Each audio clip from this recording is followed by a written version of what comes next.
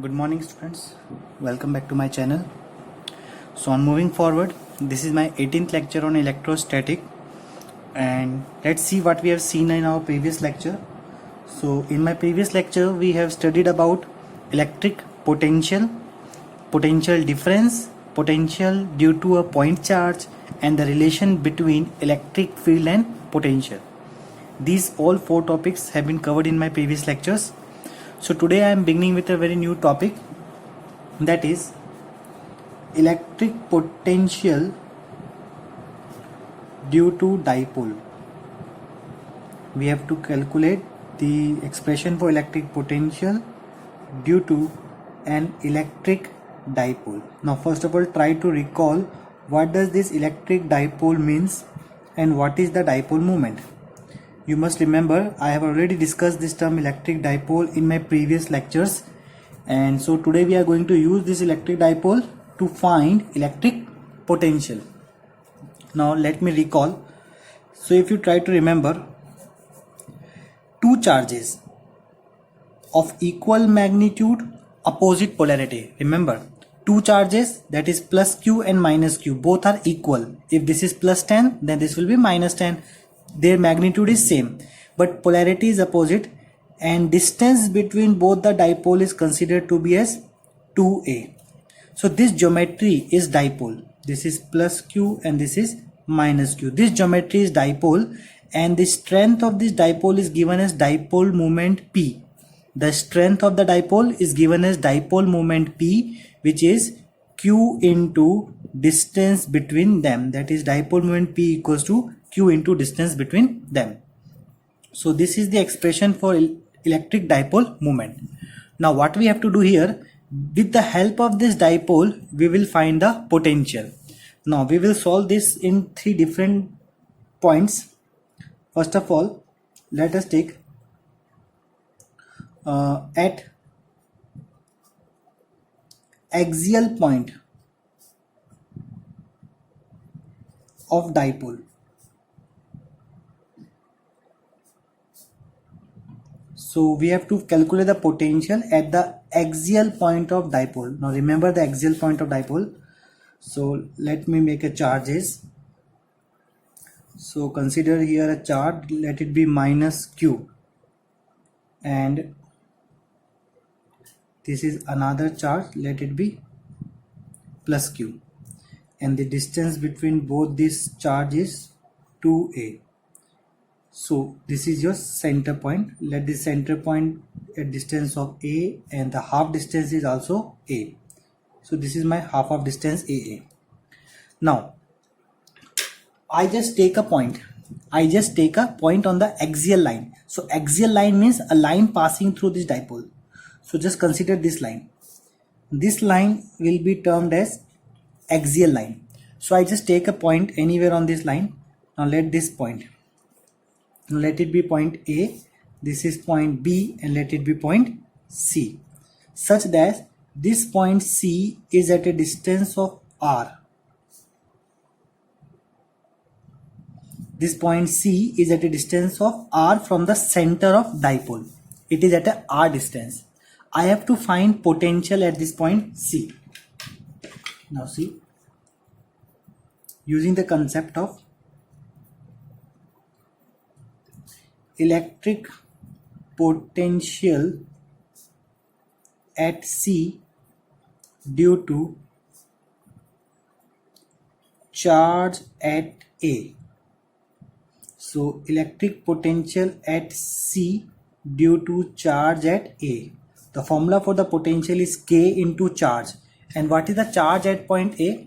If you see, the charge at point A is minus q. Now remember, we have to take the minus sign because it is a scalar quantity, upon distance of point A with the C. What is the distance between A and C? So this distance is R and this half distance is A. So the distance will be R plus A. No square was there, it was only KQ by R distance. Remember, it is a scalar quantity, so no direction is there. So you need no vector quantity to represent here. Similarly, I just take electric potential again at C but this time due to charge at B. See carefully, there are two charges, charge at A and charge at B. So first time I have to find the potential due to A, and second I have to find the potential due to B, and both the time we are finding the potential at the point C. So first one is the potential at C due to A, second is potential at C due to B. So again the formula of potential at C due to B, the formula is K times of charge. This time your charge is positive upon distance, not C, the distance between B and C.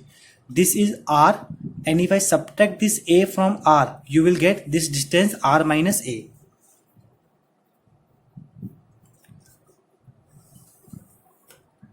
So this was the potential due to the, so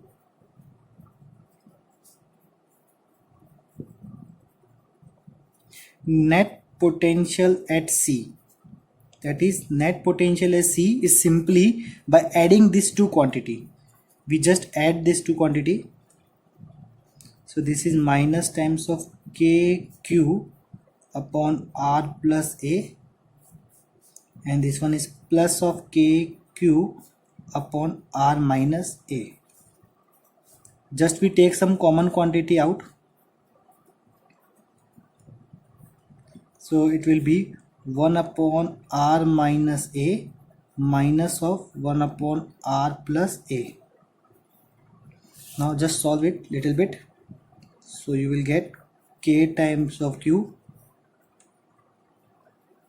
taking the LCM, R minus A, R plus A, and on numerator it will be R plus A minus of R minus A. So these are the factors. So let me solve it further.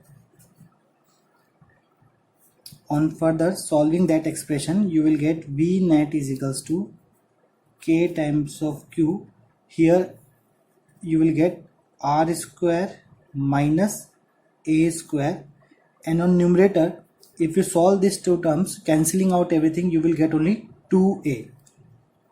So on further simplifying, Q into 2A, try to remember this, what we used to write, Q into 2A upon R square minus A square.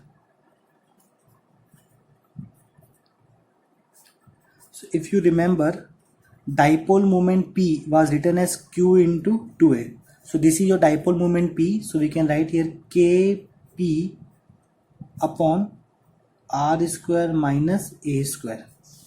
So for ideal dipole, if you remember the case of ideal dipole, in generally ideal dipole, your distance R is very greater than A. So neglecting this term, we get axial potential, that is Kp, and on neglecting this value, it will become Kp by R square. So this is the potential at the axial point of dipole. So the second part is we have to find potential at equatorial line of dipole. But this time we are finding the potential at equatorial line, and sometimes it is also asked at the broad side. So sometimes they used to write equatorial line, and sometimes they give the question as a broad side. Both mean same. So let me first draw the diagram. So suppose this is your minus charge,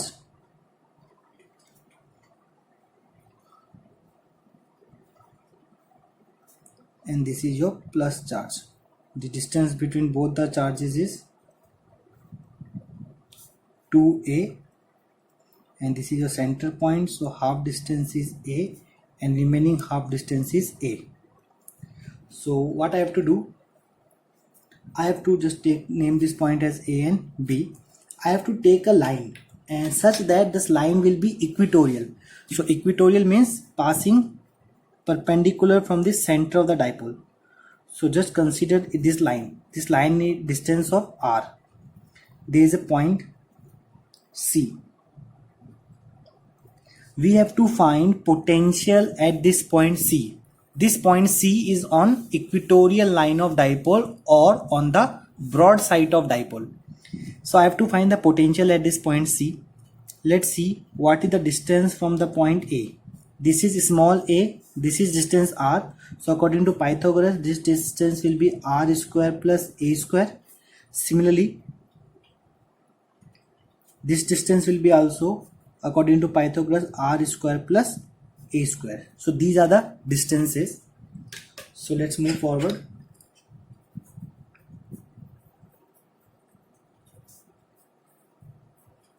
Electric potential at C due to charge at A. Now look at the point A. This is the charge minus and this is the point. So the potential at C due to A, again the same formula, K, negative charge, that is minus Q, and the distance is root r square plus a square. This is the distance. Similarly,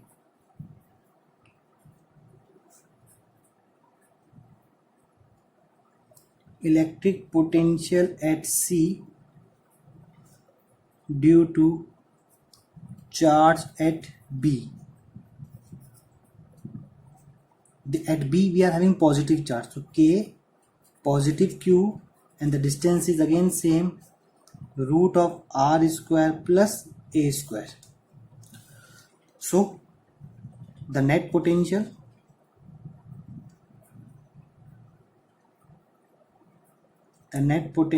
at C. How can we find the net potential at C? So in order to find the net potential, we just add these two quantity, VCA plus VCB. See what's happened on adding. This is minus of KQ upon root r square plus a square, and this is plus KQ upon root r square plus a square. Now look at this two quantity carefully. What you find? You will find that cancelling both this term, the potential on the equatorial line of dipole is always 0. Now this become very important for a very short questions. Many times it is asked what is the potential on the equatorial line of dipole. So the potential on the equatorial line of dipole is always 0. Just remember, any dipole is given, any kind of dipole is given, first you must know how to find a dipole. Okay, two charges equal magnitude, opposite polarity becomes a dipole. And if any line passing on from its center, which means on this line your potential will always be 0. On this line anywhere your potential will be 0. So just remember this. And one more point, if potential is 0 somewhere, you know that work done is charge into potential. So if I find that potential is 0, then what will be the work done at that point? That will also be a 0. So two important conclusion we have drawn here.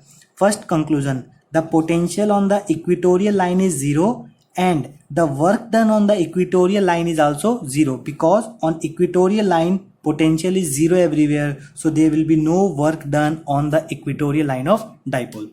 So these 2 points you must remember from this derivation. Now students, let's move to the third derivation.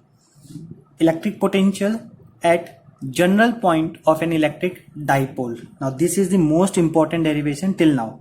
So just learn this derivation very carefully and just practice it more than one time.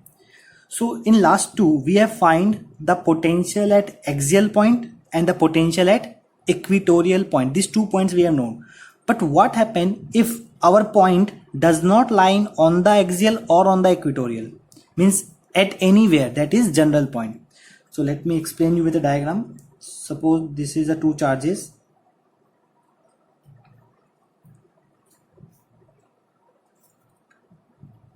Minus Q and plus Q. The distance between both the charges 2a. So it will become a dipole. So this time, and let it be, this point is the center of the dipole. Now suppose our point, if I draw this point on this line, it will become the axial. If I take the point on this line, it will become the equatorial. But this time my point is neither on the axial nor on the equatorial. Here it is my point C. This point is neither on the axial nor on the equatorial. So I have to write a general point such that it is at an angle theta. and name it at a distance r. So these are the 2 point A and this is point B. So what I have to see? I have to take a potential at C due to A, potential at C due to B. So just take these two distance also. Let the distance from A is named as R1 and distance from B is named as R2. So R1 and R2 are the two distances from A and B. So what we can write?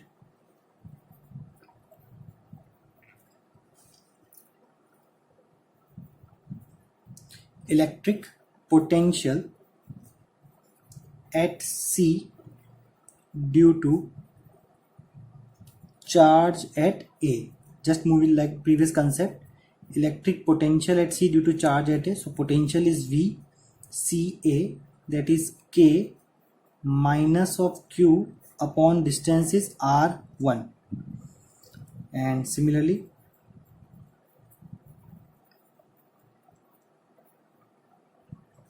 electric potential at C due to charge at B.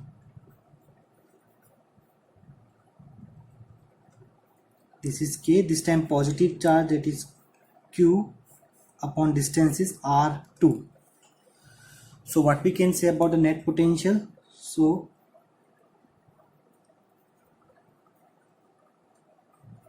the net potential at C, that is V net, adding these two quantity VCA plus VCB. Now what is going to happen after adding these two quantity? Let me add. So minus KQ, it is R1 plus KQ and this is R2. So taking common outside, 1 upon R2 minus 1 upon R1, taking the LCM,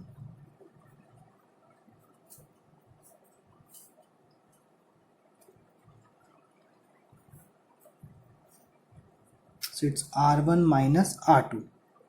I think up to here we can easily solve this two part. So it is R1 minus R2 upon R1 R2. Now how to proceed further? See, we just take two assumptions. We have to assume something so that our numerator and denominator get simplified in some way. So see, if point C is far away, if I take this point C far away, which means that R2 and R1, the product of both this quantity is somewhat equal to R square.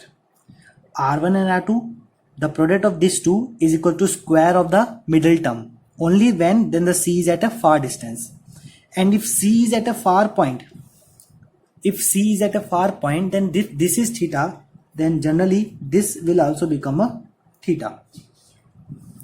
Now see, R1 is greater than R2. We can see it from the diagram very carefully. So I just draw a perpendicular. So this is my perpendicular, let's name it as N. So this is the extra part. Look it carefully. R1, this complete is R1, this complete is R2. As I draw the perpendicular in this direction, so this is the extra part. How much extra? So this extra part is R1 minus R2. This is the remaining extra part which I have to find. So in the triangle ABN, just look at the triangle ABN. I am talking of this triangle. In this triangle, I have to find something related to R1 minus R2. So if I take cos theta in this triangle, cos theta for this angle, not for this. For this we are talking. This is theta, then front side is perpendicular. This is your hypotenuse and this will become base. So cos theta is base upon hypotenuse. So your base is R1 minus R2 and your hypotenuse is 2a. Now see what I have written. This 2 star mark expression.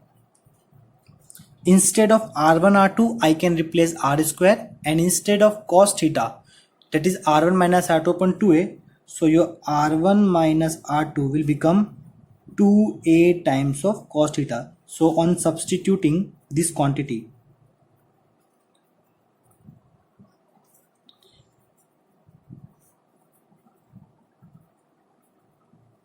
what we are seeing that V net is equals to KQ.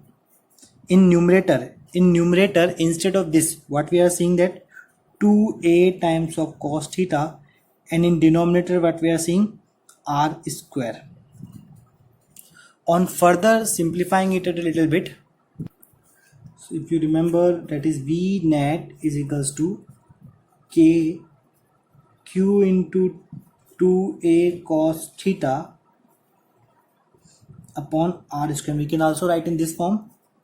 So our net potential, remember this bracket, this q into 2 is dipole moment p, so it's kp cos theta upon r square. So this is your potential at any general point. Remember, I'm talking about any general point, because while changing the value of theta I can find out anywhere. Now suppose take two cases regarding this derivation. Now if point is on the axis of dipole, if the point is on the axis of dipole, now what is going to happen? See, this was my dipole, and earlier this was the point C making an angle theta. Now if I am talking case first means this dipole is on the axis, this is your axis point. If I take this point on the axis, that means your theta will become 0. If I take the point on the axis, your theta will become 0. So axis potential, that is Kp upon r square cos 0. Cos 0 is 1. So as we already know, the axis potential is Kp upon r square. So we can find the axial potential with the help of this formula. This is a very important formula. With the help of this, we can find axial as well as equatorial. Now see how to find equatorial.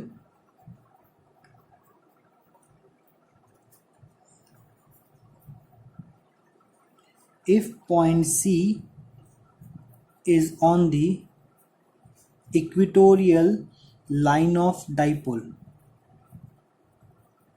Now what do you mean by the equatorial? Equatorial means here I am talking about this line, a line passing perpendicular from the dipole. If the point C is on this equatorial line, then this time your angle theta will be 90. So if I talk about equatorial, then theta becomes 90, and using the formula as given, Kp upon r square cos 90, and you know the cos 90 is 0, so equatorial potential is 0. So we already discussed these 2 points, and with the help of this general formula we can again find out our axial and equatorial. So this much in today's lecture. And today's lecture I have discussed 3 derivation: axial point, equatorial point, and general point. This general point derivation is very much important from your exam point of view, so just learn it very carefully. Thank you.